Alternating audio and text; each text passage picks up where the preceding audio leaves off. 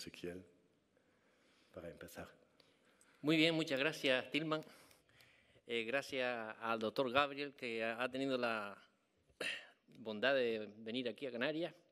Gracias a Tilman por su apertura de miras respecto a lo que es la filosofía.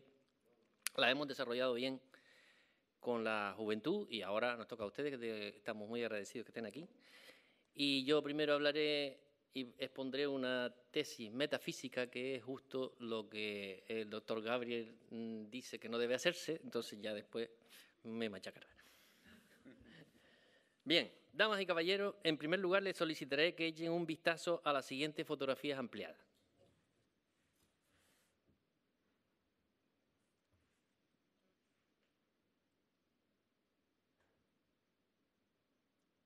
Tenemos esta.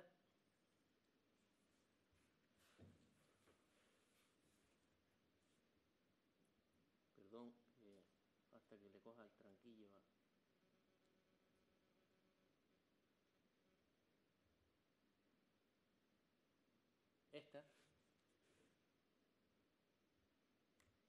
Esta, más fea todavía. Esta,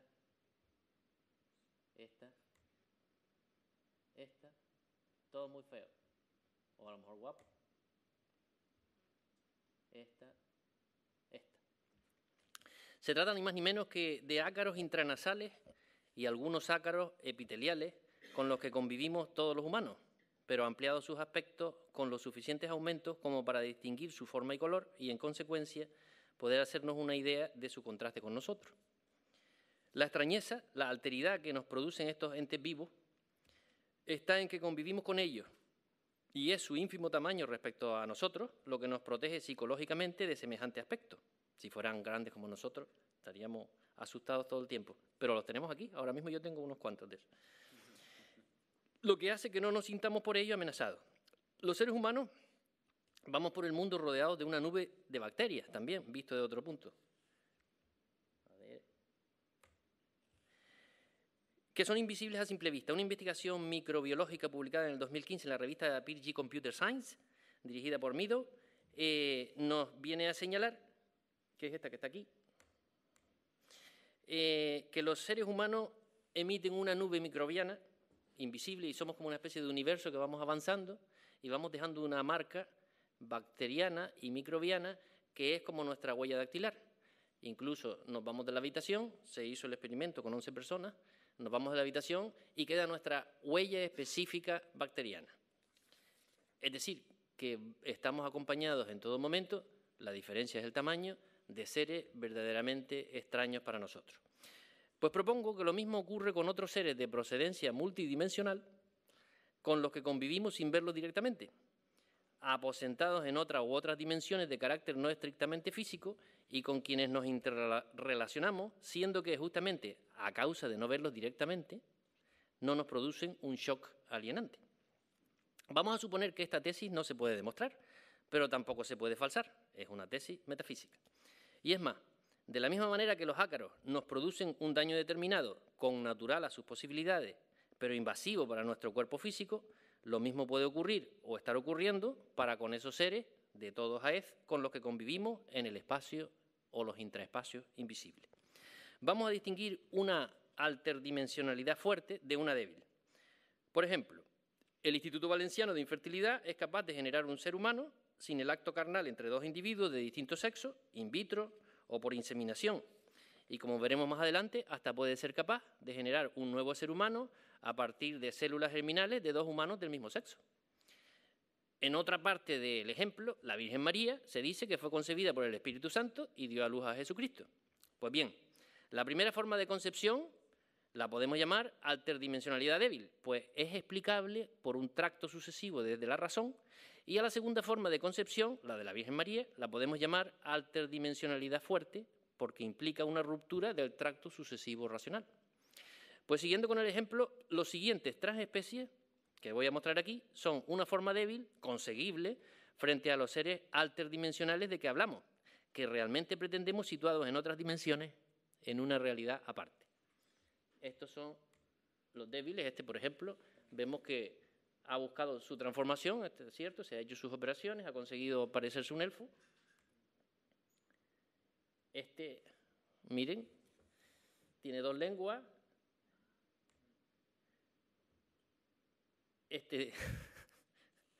A lo mejor me conviene, incluso a mí me tapa un poco la calva, hacer así. En fin, esto sería alterdimensionalidad débil. La de seres que realmente están multidimensionalmente en una tesis metafísica al lado nuestro y no los vemos, sería una alterdimensionalidad débil. Es la misma comparación, como hablábamos antes, entre hacer una inseminación in vitro o hacer una concepción al estilo de la Virgen María. Bien.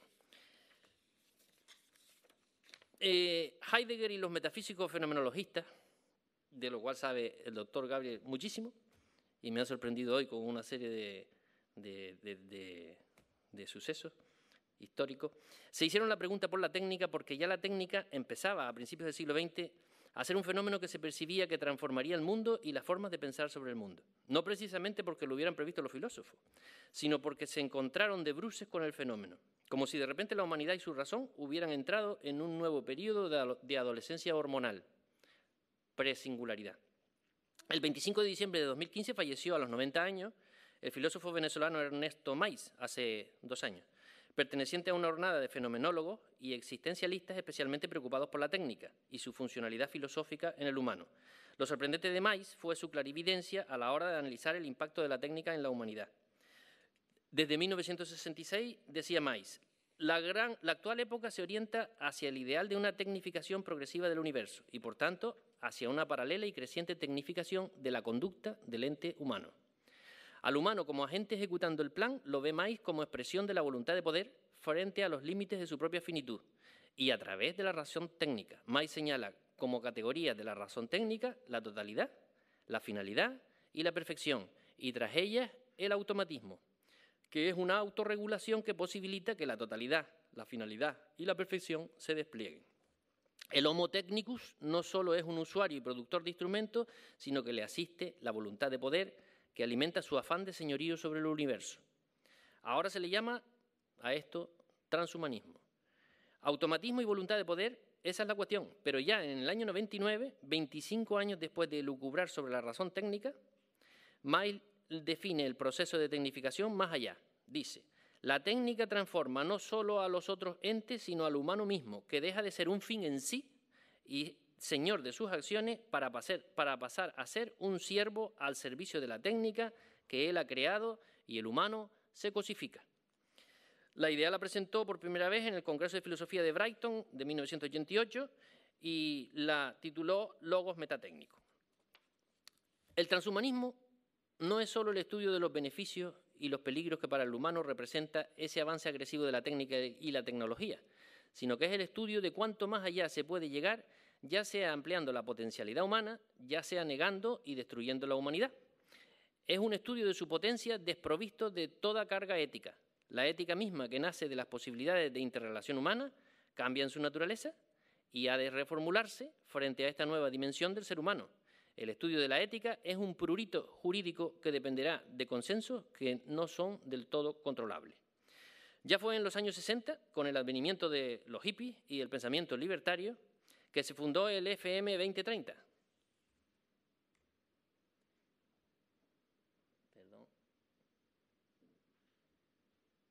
Lo fundó este señor, Faridun Esfandiari, que fue el primero que en el año 89 escribió el texto Are you a transhuman? ¿Es usted un transhumano? Y a partir de ahí la palabra transhumano se hizo famosa. El otro filósofo que le siguió es este señor que está aquí, fundador del Instituto Estropiano. Este señor que está aquí, Max More, que como transhumanista de concesión libertaria fundó el estropianismo, estudiado y ejercido por los estropianos, que son partidarios del orden espontáneo y el libertarianismo. Eso se vio también en los anarquistas de finales del siglo XIX, pero le daba el toque tecnológico. En esta década, los años 90, se terminó de secuenciar el genoma humano, a la vez que se extendió por el planeta la World Wide Web, telaraña a lo largo del mundo. Dos componentes que han multiplicado exponencialmente la capacidad de expansión de la tecnología por sobre el humano como individuo. A ambos hechos singulares les acompaña la profundización en el conocimiento del cerebro y el sistema nervioso como sistema inteligente autónomo, con lo cual se ha ido conformando la neurociencia. Y ahora todo es neurociencia. George Bush, hijo, declaró la década de los 90 como la década del cerebro y Obama propuso el proyecto BRAIN para emplear mucho dinero en las investigaciones correspondientes. El neurofetichismo, como dice el doctor Gabriel, le llama así, en un ejemplo, es el que se conforma con la localización cerebral a través de las técnicas de resonancia magnética para entender explicada y por tanto satisfecha la taumacein, la explicación de todas las cosas. Entonces es así que leemos en una revista como Social Neuroscience un artículo de Ferguson que estudia las imágenes de resonancia magnética funcional de 19 mormones devotos, en los que en sus momentos de devoción se correlacionaban con una actividad del núcleo accumbens. Le ponían el aparatito y entonces se le encendía el núcleo accumbens. El núcleo accumbens es un grupo neuronal relacionado también con el placer, la adicción y el efecto placebo. Conclusión de estos señores listos es que al ser las ideas abstractas afectar a ese campo, pues la religión se explica por esa actividad del núcleo accumbens. Es una conclusión infantil, pero está ahí en los papers académicos y es la forma de enfocar el mundo que, como dice el doctor Gabriel, es un poco vacía, porque detrás debe haber algo más. Podríamos decir que el neurofetichismo es una concepción débil respecto a lo que puede llegar a ser un robot biónico superhumanizado, que sería la concepción fuerte de lo que por lo pronto solo se barrunta a través del neurofetichismo. Vamos a cambiar ahora a una disciplina que podríamos decir que es cientifista, la psicología. Una bióloga, psicóloga y neurolingüista rusa, Tatiana Chernigovskaya. Este es el texto del que hablaba antes. Esta señora, del Laboratorio de Investigaciones Cognitivas de la Universidad Estatal de San Petersburgo, nos habla de los misterios del cerebro humano como un enigma del que nadie sabe cómo funciona. Esta señora es psicóloga. El cerebro es una máquina tan compleja, dice Chernigovskaya, que le sorprende que en su funcionamiento no enloquezca quien lo porta, como máquina de control. Y dice con sarcasmo, sin embargo, funciona en cada persona, incluidas las muy tontas. Recuerda Chernigovskaya que el mundo científico no puede identificar qué es la conciencia. Unos dicen que la conciencia es una reacción del organismo, pero entonces también la tienen los animales, los pájaros, los peces, los insectos, los infusorios, incluso las plantas de interior. Pero otros dicen que la conciencia es una reflexión, una comprensión de las propias acciones, y eso nos llevaría a conjeturar que el 90% de la población de la Tierra no la tiene, ya que la mayoría arrolladora de la gente nunca reflexiona y se limita a vivir como la hierba. Y sigue Chernigovskaya. Hay una frase en la que no dejo de pensar, la paradoja de que el cerebro se encuentra en el mundo y el mundo se encuentra en el cerebro. Por lo tanto, si yo dudo de mi propia visión del universo, pongo en duda también la existencia de todo el mundo. Porque ¿qué razones tengo para no pensar que todo lo que me rodea no es una alucinación?, dice Chernigovskaya. Ninguna. Refinámonos ahora a un artículo del año 2012 en la revista Frontiers in Psychology, cuyos responsables fueron Mosbridge y otros. Este es interesante y lo critica el doctor Gabriel en su último libro. En este texto del 17 de octubre de 2012 se hace un estudio de 27 informes publicados entre el año 78 y el año 2010, en el cual se advierte que cuando se proponen estímulos de 2 o más tipos en el laboratorio, en un orden diseñado para ser impredecible y que produce una diferente actividad fisiológica post-estímulo, resulta, anticipamos el futuro, es nuestra forma de existir. La medición genérica de anticipación del futuro es de 500 milisegundos antes del informe consciente y la intención de mover. Este es Benjamin Libet, que desde 1983 lo demostró, entre comillas, por primera vez, y luego fueron Hagar y Eimer en el 99, pronto en el 2008, y así este estudio recoge hasta 26 estudios que van en el mismo sentido. En fin, un desaparecido neurofisiólogo, Jacobo Grinberg Silverbaum, aquí lo tenemos, se me fue, llamaba la atención en los años 80, aquí estuvo por Canarias, ya desapareció, a que las diferentes percepciones del ser humano, vista, oído, tacto, llegan a distinta velocidad a la conciencia y de alguna manera deberían simplificarse a un denominador común unas con otras, de la misma forma que el presente temporal es distinto relativamente en un mismo espacio de tiempo en el que conviva un ser humano y, por ejemplo, una hormiga, para quienes la percepción sucede a ritmos muy distintos en su existencia. Toda esta sopa de anticipaciones y percepciones que se producen a diferente velocidad y se subsumen en una misma conciencia, muestran que la identidad espaciotemporal es un mero consenso. Vivimos en un continuum premonitorio, vivimos anticipándonos al futuro más de lo que creemos. Pero la cosa va más allá. Establecido un ser pensante superior con todas las competencias de abstracción humanamente posibles, tenemos que tener en cuenta cosas como la que sigue. Por ejemplo, el efecto Forer. El efecto Forer se estudió en los años 40 y Forer, ¿qué cogió? Cogió a una serie de individuos, les puso un test para devolverle lo que sería su personalidad. Entonces cada uno hizo su test, le devolvió los test y al devolvérselo le devolvió el mismo resultado a todos, sin que ellos se dieran cuenta. Y entonces todos ellos, que habían escrito cosas distintas, se vieron reflejados en un 94% en lo que se les dio. Este se le llama el efecto Forer, lo que implica que, con esto se intenta explicar la creencia en los horóscopos, pero implica lo plástica que es nuestra conciencia respecto a la captación del medio ambiente. También se habla de la dependencia de la primera idea, que significa que inconscientemente se percibe la primera idea como la más correcta y sobre ella se van construyendo el resto de creencias.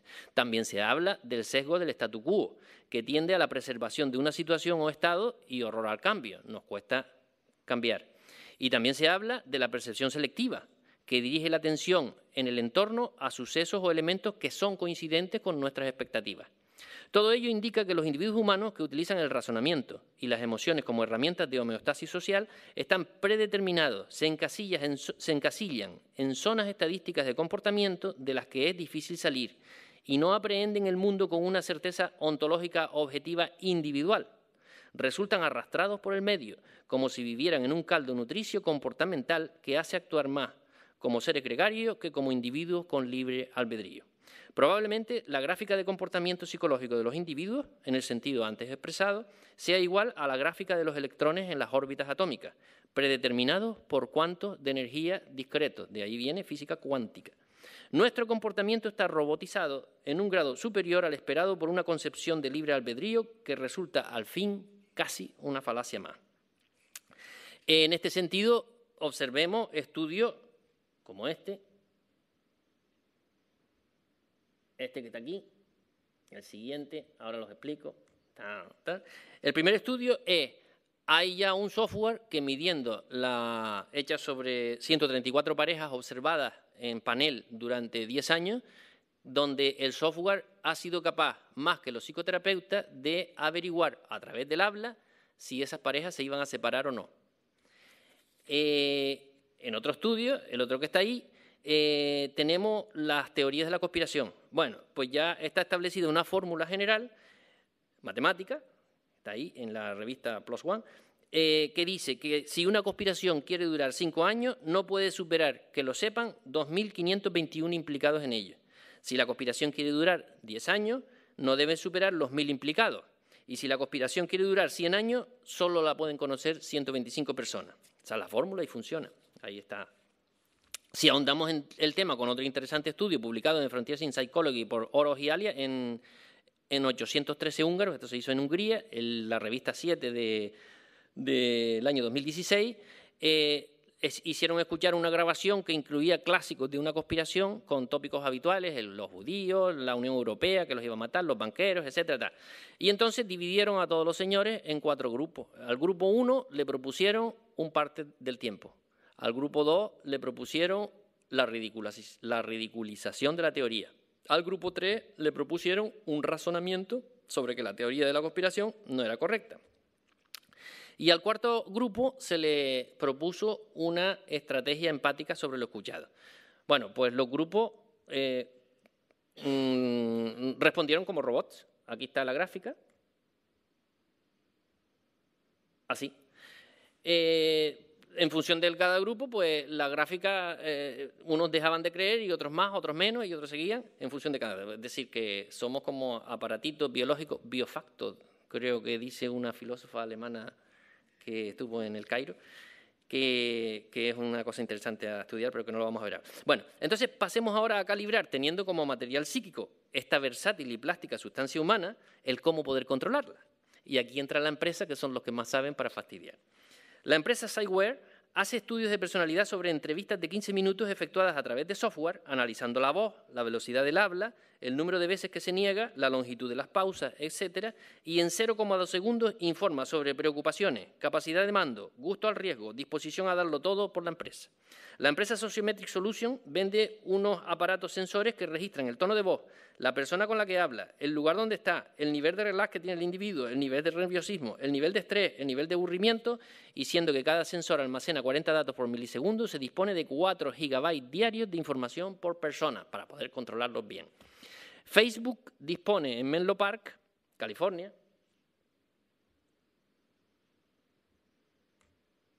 de 60 ingenieros en el edificio 8 para el desarrollo de productos de realidad aumentada, realidad virtual e inteligencia artificial, que la directora es la señorita que ustedes ven ahí, Regina Dagan.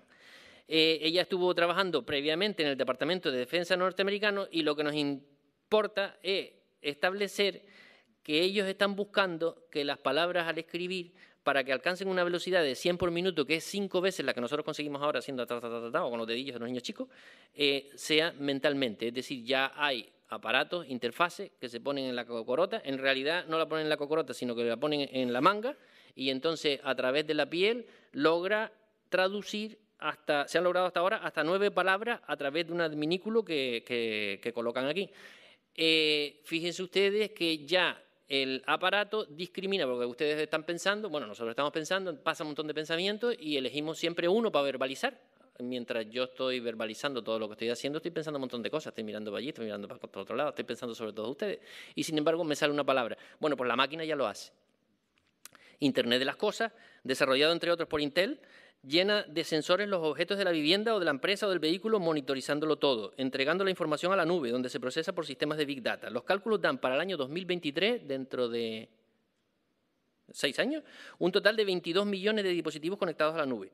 Los frigoríficos nos avisarán de la fecha de caducidad de los alimentos. Los cepillos de dientes advertirán de la caries y solicitarán cita al dentista automáticamente. En fin, la capacidad de procesamiento de tanto dato no cabe operarla a través de Wi-Fi. Pues bien, ya para eso está la LiFi, que es a través de la luz. Lo descubrió Harold Haas en el 2011 en la Universidad de Edimburgo, y entonces ya han transferido en laboratorio 224 gigabytes por segundo, que es como descargar 18 películas en un segundo. Entonces, el alumbrado a través del coche, el alumbrado de las calles, el alumbrado de las casas, todo eso va a ser el camino por el que se va a transmitir información. Tenemos solucionado gran parte de la velocidad de información. Si tenemos velocidad de información como está haciendo Facebook, 5 veces más de la que estamos haciendo a toda mecha, y tenemos la velocidad, y además directamente del cerebro, bueno, del cerebro o de los campos de sentido, ¿cómo se llama?, a compartirlo. Y tenemos esta velocidad, pues imaginémonos la velocidad a la que nos vamos a transformar.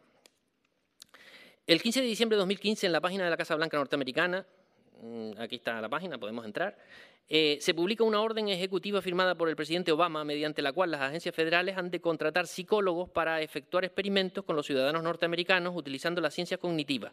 Es decir, ha de fomentarse el uso de la ciencia de la conducta para servir mejor a la población americana, entre comillas, y sigue, entre comillas. Se basa en la exposición de motivo en que un creciente conjunto de pruebas demuestra que los conocimientos sobre las ciencias de la conducta pueden ser utilizados para diseñar las políticas de gobierno para servir mejor al pueblo estadounidense. Es decir, se van a meter en la cocorota del pueblo estadounidense para servirles mejor. Como hace Hacienda, que para servirnos mejor nos tiene bien vigilados. El origen de esta orden ejecutiva viene de una propuesta política de 2013 titulada Fortalecimiento de la capacidad federal para el conocimiento de la conducta. En fin, esto se ha complicado bastante, pero ¿quiénes han sido los asesores de este invento? Pues Cass Sunstein, de la Harvard School, y Richard Thaler, de la Universidad de Chicago. Richard Thaler acaba de ganar el premio Nobel y fue discípulo de Kahneman. Kahneman también fue otro premio Nobel, y fue uno de los que fue elegido por el gobierno americano para hacer el tratamiento económico psicológico en la catástrofe del Exxon Valdez. Y no solamente contó con la fuerza económica de dar mucho dinero, sino también con la de contar a través de encuestas e influir sobre el comportamiento psicológico de los individuos. Nick Bostrom es este señor en Oxford, es al que se le atribuye la mayor sabiduría actual en transhumanismo. Bostrom fue fundador de la Asociación Transhumanista Mundial.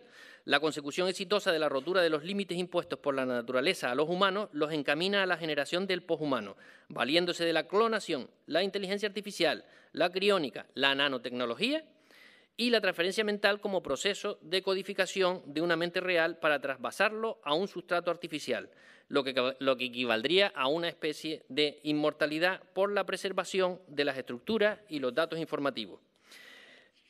Este tipo de temas ya no forma parte de la ciencia ficción, sino del material neofilosófico. El doctor Gabriel le llama filosofía ficción, que busca lo que parece imposible sin escudarse en una visión del mundo hecha, dada, heredada de Dios. El universo es una fenomenología en la que el transhumano está inmerso y su tarea consiste en explotar las capacidades que el propio universo revela, por ejemplo, en el desarrollo computacional. Hace 10 años ya, en marzo del 2006, el Salón... Bueno, esto ya me lo paso. Tenemos aquí a el doctor no... A ver, el dedito este... Aquí. Tenemos a Gordon Moore, el de la ley de Moore, tan conocido, que con pequeños desfases se vino cumpliendo esa ley desde los años 70. Es la progresión en la capacidad de los chips de procesar información. Y ya estamos a punto de dar un nuevo salto merced a la tecnología de los nanómetros, tecnología de materiales, y la introducción de los qubits en base a los cálculos de física cuántica. Pues bien, Nick Bostrom, el señor que vimos antes, postula que la capacidad computacional de los humanos actuales es ridícula si se le compara con la capacidad potencial. Y si se supone que otras civilizaciones extraterrestres ya la han desarrollado, esto es Nick Bostrom, no soy yo, han debido de ser capaces de trasvasar o recrear mentes y mundos completos e introducirlos en computadoras cuya capacidad existencial provoca realidades virtuales. Bostrom termina advirtiendo que es posible que los humanos, seamos resultado de una de esas experiencias computacionales de origen exobiológico y esta sea, la que estamos viviendo ahora, una realidad artificial. Doctor Marcus Gabriel nos convencerá de que esto es más complejo. Filosóficamente, Dios y la realidad computacional se acercan al mismo nivel de posibilidad. Harari, que ya conocemos, porque se encuentra en todos sus libros en los aeropuertos, autor de Sapiens y Homo Deus, nos dice que todo esto conlleva a que poco a poco, de lo cual nos avisó Peter Sloterdijk en el Parque Humano, que todo esto conlleva a la generación de una raza superior y una raza inferior, evidentemente. Si las personas que tienen dinero van siendo aceptadas en las compañías de seguro y las que no tienen dinero no, etcétera, etcétera, más lo que veremos después, pues la tendencia meramente económica es que los privilegiados que tienen capacidad de acceder a todo esto pues conformen una raza superior frente a otra inferior y el diferencial en un momento dado va a ser algo distópico. Dice Harari, si comparas a Elon Musk con Putin o Trump no hay color. Las decisiones más importantes ya no se toman en Bruselas, en el Kremlin o en la Casa Blanca, las toman los ingenieros de software, los científicos y los empresarios. En 50 o 100 años, todos los sistemas políticos que hemos conocido serán irrelevantes. Democracia, comunismo, dictadura. Si tenemos estos sensores biométricos en nuestro cuerpo y un algoritmo que te monitoriza todo el día y sabes cómo te sientes y lo que quieres y lo que necesitas, ya no habrá que votar. La simple idea de celebrar elecciones nos va a sonar ridícula. Pero también nos parecerá una locura la idea de tener un dictador. Eso dice Harari. Ahora... esto va a ser rápido, tengo muchos datos aquí, pero sencillamente voy a señalar un límite también donde la mortalidad dentro de los seres humanos pues se va estirando. Cada vez podemos vivir más. La doctora María Blasco, que la ven aquí, ha estudiado muy bien la forma de ¿cómo se llama?, de prolongar la vida y lo está investigando a través de la telomerasa, que cada vez que nosotros, nuestra cara aquí que tenemos, cada 30 días se renueva con células nuevas. Pero cada vez que las células se replican, pues se van cortando los extremos de los ¿cómo se llama?, de los cromosomas y no se copian hasta el final.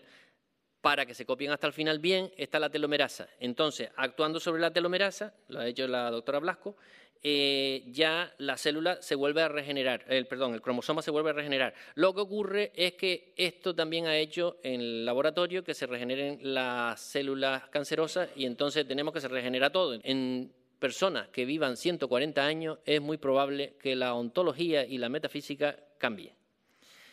A mediados del 2016, el Instituto Valenciano de Infertilidad, bajo la dirección del doctor Carlos Simón, lo vemos aquí, este señor, con el fin de obtener células germinales que posibiliten, por ejemplo, el tener hijos propios a parejas homosexuales, hizo un experimento. La primera niña probeta fue del año 78, igual que la Constitución Española. Y ya miren la Constitución Española cómo está, que no la quieren, pues imagínense, eso quedó muy atrás.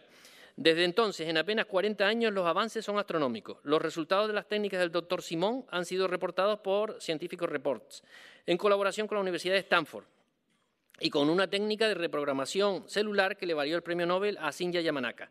Se han transformado células de piel en células germinales. Bueno, total, el doctor Simón, ¿qué va a conseguir? Está a punto de conseguir, pero no en España porque está prohibido por la ley, sino que se ha ido a Stanford precisamente por eso, pues coge un chico que quiere otro chico o una chica que quiere otra chica, coge piel de chico, coge esperma de otro chico, meten en matriz subrogada, ahí porque hacen que una célula de piel se convierta en célula germinal y nace un nené de los dos hombres o nace un nené de las dos mujeres. Entonces ya vamos por ahí. Steven Pinker, este señor que hoy precisamente aparece en El Mundo hablando sobre Cataluña, es un psicólogo importante, hoy aparece un poquillo más viejito que ahí. Publicó en The Boston Globe en agosto de 2015, cuando yo lo leí, porque hay una técnica que se llama el CRISPR-Cas9. Entonces, esa técnica ha logrado que en el año 2015 la revista Science la considerara el mejor invento o descubrimiento del año. Dice Pinker, respecto a todas estas modificaciones genéticas, hace un cálculo en el tiempo. Dice, el proyecto de carga global de enfermedades ha tratado de cuantificar el número de años perdidos por muerte prematura o comprometidos por discapacidad. En el año 2010 fueron 2.500 millones, lo que significa que alrededor de un tercio de la vida humana potencial y floreciente se va a perder por no hacer investigación de este tipo. El peaje del crimen, las guerras y los genocidios no se aproximan a esta cifra. Entonces Pinker dice, vamos a investigar, y dice, la investigación biomédica entonces promete enormes aumentos de tiempo de vida y de salud. ¿De dónde? Dada esta potencial bonanza, la meta moral primaria para la bioética de hoy se puede resumir en una sola oración. Apártese del camino. Dejémonos de bioética, ni de ética. Una bioética verdaderamente ética no debe atascar la investigación en trámites burocráticos, moratorias o amenazas de enjuiciamiento basados en principios nebulosos, como la dignidad, la sacralidad o la justicia social. Cierra comillas, lo dice este señor. En la revista technologicreview.com del 6 de enero de 2016 y en su fuente original del MIT, habla del desafío a la prohibición de la financiación por el Departamento de Salud de Estados Unidos a varios institutos de investigación encaminados a la fabricación de tejido humano en cerdos y en ovejas, a fin de poder trasplantarlo. Se están creando corazones, hígados y otros órganos. Para ello se adicionan células humanas en embriones de animales que solo tienen unos días de vida y luego terminan de ser gestados por sus madres. Una de las objeciones de la Agencia de Salud norteamericana es la posibilidad de que con estos experimentos se pueda modificar el estado cognitivo de los animales. La financiación se prohibió por parte de todas las entidades estatales. Pero ¿qué pasó? Que se le dijo a las entidades privadas, ustedes pueden seguir. Entonces japoneses y todo el mundo está yendo a Estados Unidos porque en las entidades privadas sí pueden hacer todo tipo de experimentos y conseguir lo que se llaman quimeras. En el último año se han generado unos 20 embarazos quiméricos de cerdo humano y de oveja humana, pero no se han publicado todavía ningún artículo científico. El investigador este que vemos aquí, perdone, Juan Carlos Ispizúa, del Instituto Salk, se chivó y reveló datos no publicados de los efectos en una docena de embriones de cerdo con células humanas. Y otro investigador de la Universidad de Minnesota presentó fotos de un feto de cerdo de 62 días de edad al que se le habían añadido células humanas, dando como resultado la inversión de un defecto ocular congénito. Y Daniel Gray, cardiólogo de la Universidad de Minnesota, declaró: podemos hacer un animal sin corazón, hemos diseñado cerdos que carecen de los músculos esqueléticos y de los vasos sanguíneos. Todo tipo de porquería. Este señor que está aquí, ahí lo vemos, trabajando, Hiromitsu Nakauchi, debido a los problemas éticos que se planteaban en Japón, corrió y se mudó a Estados Unidos, donde no hay ley federal que restrinja la creación de quimeras. Y en la Universidad de Stanford lo reclutó con una donación de $6 millones y empezó a hacer todo este tipo de cosas. Entonces tienen una colección de embriones chiquititos donde él no se ha molestado en buscar voluntarios para que cedan sus células, sino que ellos mismos, él y su equipo, las han puesto allí. Entonces son quimeritas del señor japonés.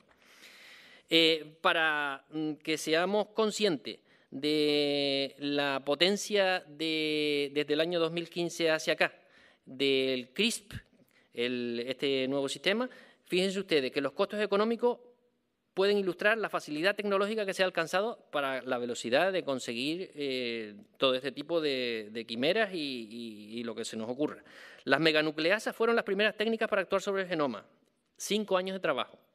Luego vinieron las zinc finger nucleasas, costaban 30.000 euros. Luego la técnica Talent, con 10.000 euros de costo y 4 meses de trabajo. Y ahora tenemos el CRISP con 2 proteínas, la Cas9 y otra más, no recuerdo cómo se llama, 30 euros y 2 semanas. En 30 euros y 2 semanas fabricamos un bicho humano animal, con sus correspondientes campos de sentido. En la primavera de 2016, investigadores chinos ya demostraron que era posible actuar con esta técnica sobre embriones desde células germinales. Fue algo no ético en las legislaciones occidentales menos avanzadas, pero China, Reino Unido e Israel no tienen ningún problema con estos límites legales. Ahora, después de todo este rollo que les he echado, les propongo un experimento mental. El experimento mental cuenta con 3 cosas. La primera, en el cerebro tenemos un lugar topológico, en el que físicamente podemos situar la moral. Hay una enfermedad que se llama el síndrome de Gilles de la Tourette, los médicos le dicen un Tourette, que la primera vez que se vio en Phineas Gage, 1848. Era un señor que era muy bueno, muy santo, iba muy a misa todos los días, y entonces dirigía, debido a su seriedad, dirigía una serie de personas que iban a poner dinamita en las minas. Entonces, una de las dinamitas reventó porque saltó una chispa. Cuando saltó la chispa, saltó un palo. El palo le entró por la parte izquierda, le atravesó el ojo, el cerebro y le salió por arriba. Pero el hombre no perdió el conocimiento, fue por su propio pie al hospital y entonces se curó, le quitaron el palo, tal cual, se quedó sin ojo. Pero entonces el doctor que lo atendía, me olvidé del nombre del doctor, Harlow, empezó a observarlo porque falleció unos 13 años después. Y entonces al observarlo resulta que insultaba a todo el mundo, era un laja, se embroncaba con todo Dios, tal cual. Es decir, cambió. Ahí fue donde se empezó a ver que en nuestra parte frontal contiene la posibilidad de cambiar al menos la moral. Ahí es donde vemos nosotros las personas que tienen el síndrome de la Tourette, que de repente van por la calle o lo que sea y dicen ¡cabrón! ¡Puta! Es ¿cómo se llama? Una especie de disparo, esto es largo de leer, disparo donde sabemos que en el lugar de la frente tenemos la posibilidad de apretar un botón y cambiar nuestra moral. La segunda propuesta que les hago es, en el cerebro hay un lugar en el que físicamente podemos situar el miedo. Hay un síndrome que es el Urban-Viet, donde lo podemos observar, por ejemplo, en la paciente SM de 44 años, que en 2015 pudo hablar por primera vez a la cadena NPR de Estados Unidos. Y entonces esta mujer no tenía miedo. Dice, le preguntaban, ¿usted tiene miedo? Dice, sinceramente no sé lo que es. Me pregunto cómo sería tenerle miedo a algo. Y para probar su límite a sentir miedo, se le efectuaron varios experimentos, la rodearon de arañas, de serpientes, y le daba igual, no había manera. Y nos decía, un día estaba caminando hacia una tienda y vi a un hombre sentado en un banco en el parque. Me dijo que me acercara y yo así lo hice. Entonces me agarró por la camisa, me puso un cuchillo en el cuello y me dijo que me lo iba a cortar. Adelante, córtamelo. Le dije, volveré a por ti. No tenía miedo y me soltó. Solamente a este síndrome de Urban-Viet se le ha podido, hay 400 personas en el mundo con este síndrome contemporáneamente, se le ha podido hacer algo que le produzca algo parecido al miedo, dándole una dosis alta de dióxido de carbono, de un 35%, pero aún así, quitando eso, en el resto no hay manera. Miren esta señorita, esta niña que está aquí. No, esto es otro chico. Esta niñita que está aquí.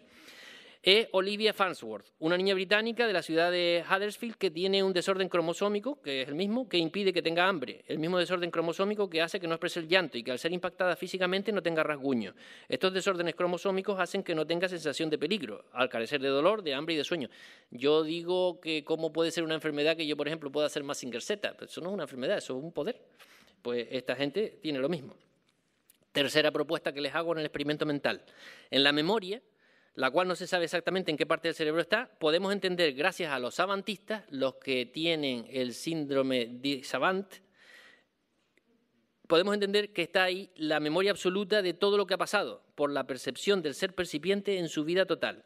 En este sentido, recordemos a Kim Peek,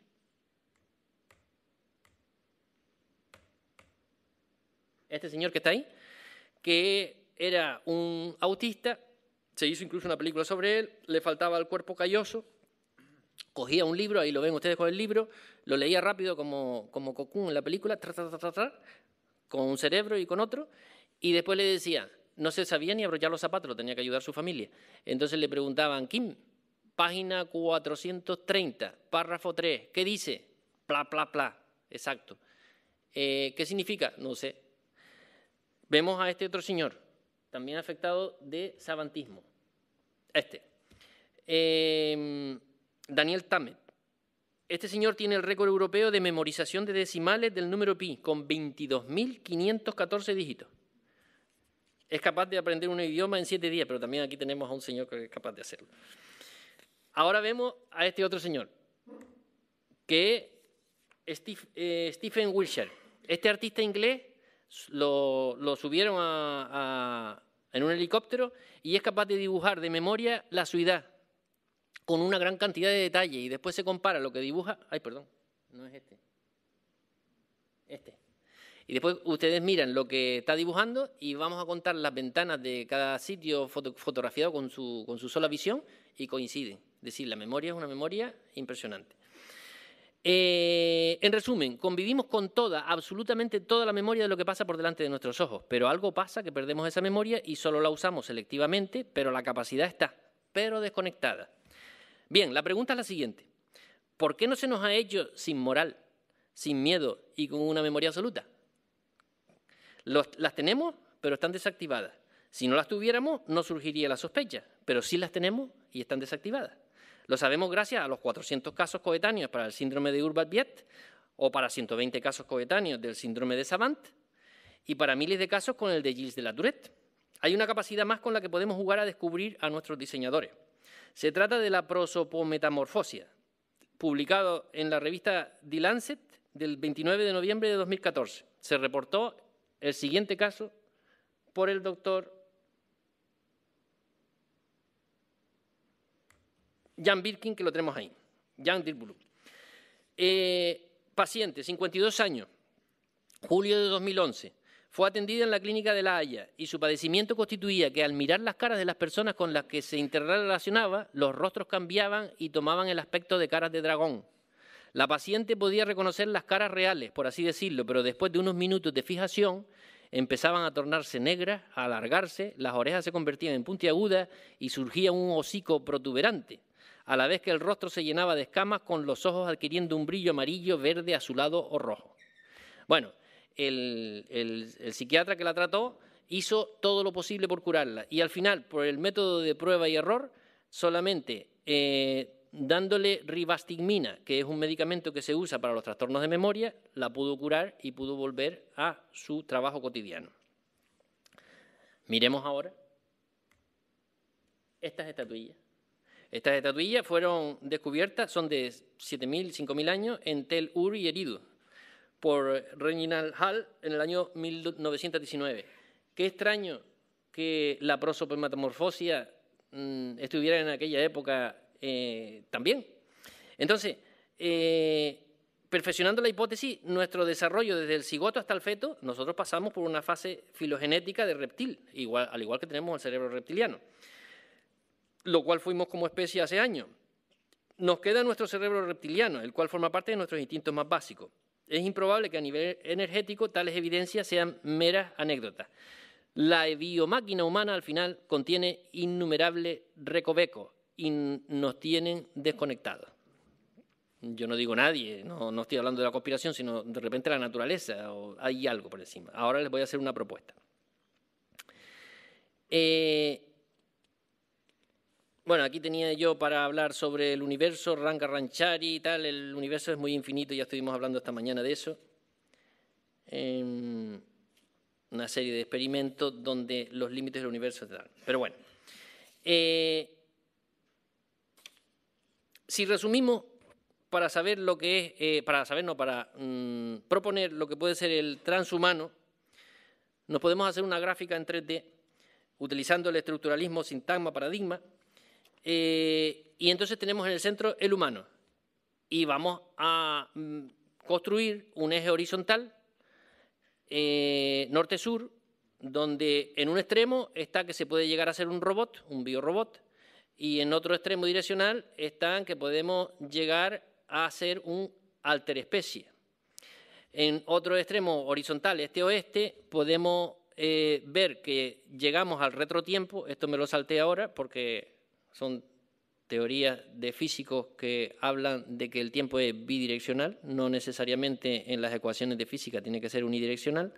Entonces, el hombre también en un extremo puede ser transhumano avanzando hacia el retrotiempo, volver atrás o ir hacia adelante, y en otro eje direccional con la omnimemoria. Si va para arriba, va hacia la inmortalidad, y en la dirección contraria va a lo ultradimensional, a lo alterdimensional. El ser humano está aquí, ahora, y para ser transhumano, si rompe todos esos límites, se puede convertir en un ser transhumano. En función de su expansión por cada uno de estos ejes, se conforma el transhumano que parte de un centro en el que ahora es Homo sapiens. Y ahora, para terminar, ya les propongo el transhumanismo colectivo. Les llamo la atención sobre un aspecto a tener en cuenta y que en términos matemáticos implicaría la aplicación del cálculo multivariante a colectivos de una misma especie con resultado de la generación de un superorganismo. Me refiero en este caso a lo que se denomina inteligencia colectiva, es decir, esa inteligencia que surge en grupos de individuos y que es superior a la inteligencia de los individuos sumada una a una. Surge un plus y, por ende, un nuevo individuo supraconsciente, como es el caso del ser humano, conformado por células y bacterias, que ya saben que nosotros somos como puntos que llevamos un montón de bacterias que vamos dejando por ahí, somos un universo en sí mismo. Y entonces todas nuestras bacterias, siguen la dirección del ser humano en el que perviven. Puede ser uno célula de cerebro, como Rajoy, o célula de culo, como yo. A cada uno con su función, pero siempre obedeciendo a ese ser que va avanzando hacia adelante y del que no nos podemos separar. La inteligencia colectiva de los animales, por ejemplo, es la que se hace en los enjambres, las bandadas y los cardúmenes, que los individuos no choquen entre sí, como el movimiento browniano. Nosotros vemos una bandada, mírenlo aquí. Todo esto es lo que me salté para no volverle loco. La laniaquea. Del universo. Esto es un cardumen donde vemos que todos los pescaditos no chocan. Eso es impresionante, ¿eh? Aquí vemos más. Aquí vemos más. Todos ordenaditos. Inteligencia colectiva, le llamamos a esto. Aquí vemos bandadas de estorninos. Forman hasta su forma, a veces parecen que hacen un macroestornino, como el superobjeto. Experimentando con los individuos extraídos de los cardúmenes, de los pescados, por ejemplo, se ha podido constatar que dentro del cardumen llevan un ritmo respiratorio menos estresante que si son extraídos del mismo y convertidos en solitario. Es el caso de los arenques, que se excitan notablemente si son separados de sus conespecíficos. Es decir, el pescado, el pez, dentro del cardumen, consigue un plus que después suelto no lo tiene.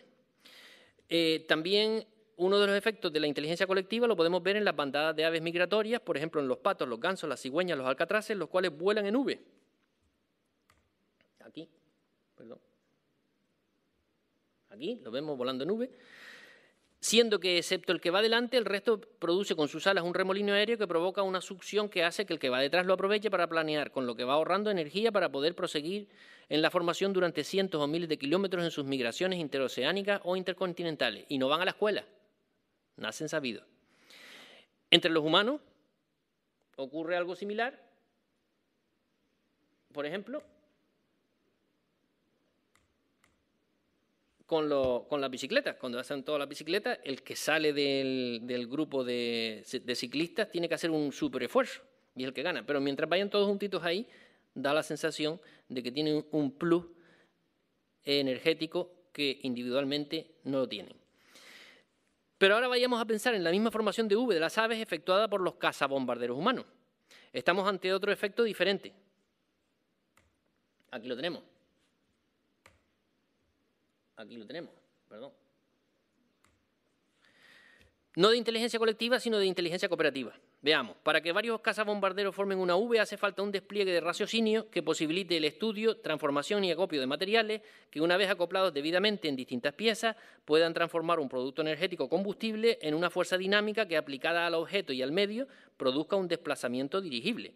A su vez, el piloto humano que conduce la nave ha de estar previamente entrenado para que sus constantes vitales le permitan sobrevivir y vectorizar la nave a la velocidad adecuada y debidamente separada de las restantes naves, ocupando su espacio en relación a los demás. Todo esto es un cúmulo de inteligencia cooperativa que, unidas en sus individualidades, producen el mismo efecto que la inteligencia colectiva. A través de la razón o a través de la inteligencia colectiva, el efecto final siempre es el mismo. Ahora vayamos a ejemplos de inteligencia colectiva que se producen en los humanos como se producen en las plagas de langosta. Aquí ven ustedes a este señor, Francis Galton, que fue uno de los estadísticos observadores más perspicaces en los principios de la matemática moderna del siglo XIX y XX, y es autor de la recta de regresión, la recta de regresión. En la explicación de él, que es muy gráfica, si los papás hacen chucu chucu con la mamá y tienen un niño, el niño es enanito, y si el niño es enanito vuelve otra vez a hacer chucu chucu y hace otro niño enanito, pues tendríamos una raza de pigmeos.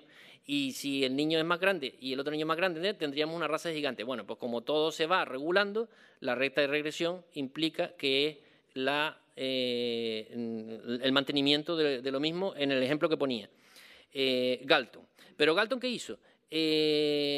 Observó en una feria del condado que la muchedumbre calculaba con alta precisión el peso de un buey. Había un buey ahí, a ver, ¿cuánto vale el buey? Y entonces miraban todos juntos y empezaban a gritar y decían, pesa tanto. Y se comprobaba que pesaba eso. Sin embargo, los individuos, incluso los expertos, iban y decían, a ver, ¿cuánto pesa eso? Tal, y no daba con el peso con la exactitud que daba el colectivo. Con lo cual, inteligencia colectiva. También en los seres humanos, que somos algo animales, como los estorninos, todo aquello. Admitida la sospecha de que este universo es depredatorio en su profunda naturaleza, es decir, la existencia conlleva a una nutrición a partir de la materia presente en el medio. Todo se come a todo. Matemáticamente tenemos en todos lados el equilibrio nutricional que se matematizó en la ecuación de Lotka-Volterra, que vemos aquí, que estudió los peces del Adriático, fueron dos a la vez, dos italianos, y entonces pues dieron con una ecuación que es sencilla, y que entonces establece los equilibrios entre las especies, entre la especie depredadora y la especie presa. Así funcionamos todos. Entonces, una de las cosas que proponemos es que existe la misma ecuación entre seres humanos y dimensionales, que son un nuevo escalón que es el que nos sigue, porque el transhumano probablemente esté ya ahí y sea nuestro depredador.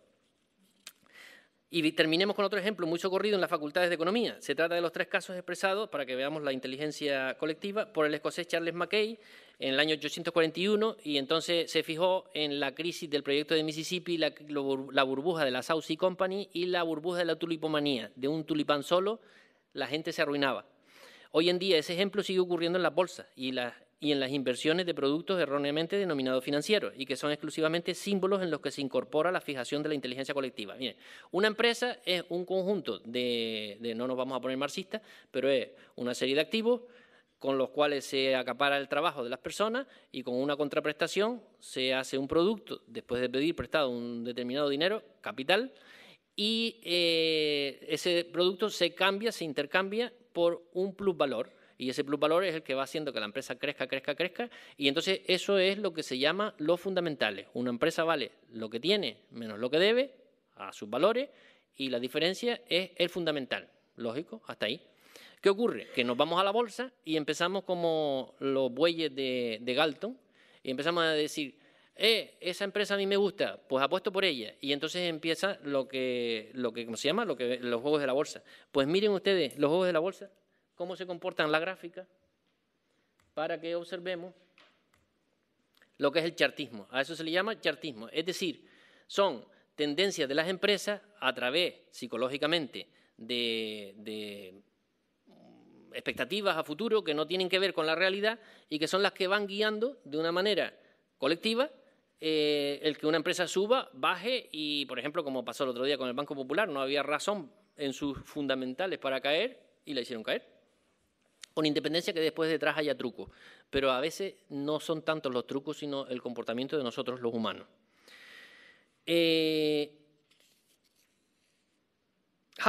Howard Bloom, este señor que está aquí, ha investigado la evolución de la inteligencia colectiva desde las bacterias de hace 3,5 millones de años hasta los seres de la actualidad y muestra cómo esa inteligencia convive con todos los seres vivos y siempre es superior a la suma de las inteligencias individuales. Escribió El principio de Lucifer en enero del 95 y muestra que los grupos sociales y no los individuos son la primaria unidad de selección y afirma que a través de la competencia violenta entre los organismos colectivos se va evolucionando hacia un superorganismo social. Y una de las conclusiones consecuentes de lo anterior es que las sociedades basadas en la libertad individual van a sucumbir a sistemas puramente colectivistas como el comunismo o el fundamentalismo islámico. Esto es un peligro y ya veremos si podemos escapar de él, pero realmente van a tener más fuerza que el mundo libre.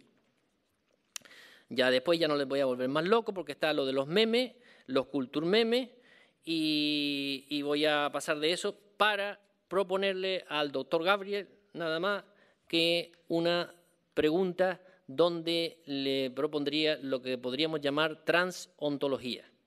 El doctor Gabriel es uno de los ontólogos más importantes del mundo, de ser, en filosofía. La ontología, ¿solo es algo que puede pensarse desde el humano como individuo?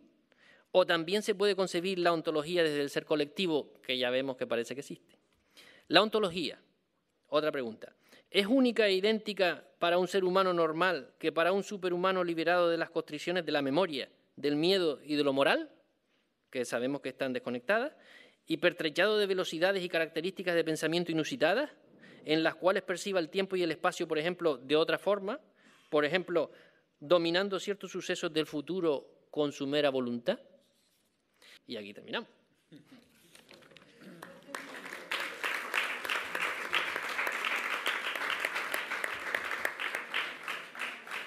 Gracias.